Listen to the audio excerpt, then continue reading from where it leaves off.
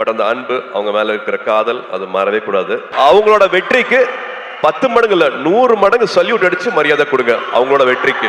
I think love should be everlasting. கல்யாணத்துக்கு முன்னாடி தாலி கட்டுற வரைக்கும் கிடையாது.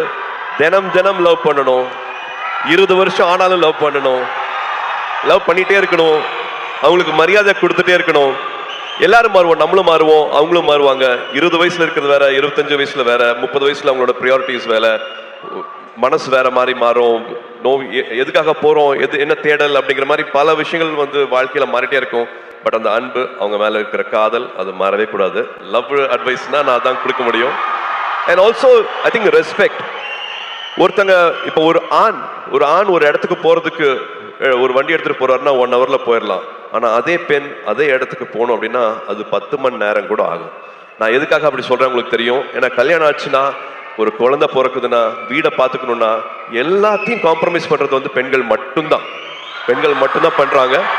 ஸோ அவங்களோட வெற்றிக்கு 10 மடங்கு இல்ல 100 மடங்கு சல்யூட் அடிச்சு மரியாதை கொடுங்க அவங்களோட வெற்றிக்கு. அண்ட் முடிஞ்ச வரைக்கும் அது கூடயே நில்லுங்க அப்படின்னு நான் சொல்லுவேன்.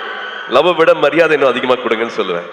Thank you Suriya sir. யாருமே இந்த பெர்ஸ்பெக்டிவ்ல பெண்களுக்காக பேசியிருக்க மாட்டாங்க. Thank you so much for that. இவ்வளோ ஒரு நல்ல மொமெண்ட். ஸோ ஒன்ஸ் அகேன் உங்க ஹார்ட் ஒரு வாட்டி பண்டில் போட்டு கொடுத்துட்டீங்கன்னா அந்த டைம்ல நான் இவங்க எல்லாரையும் மேலே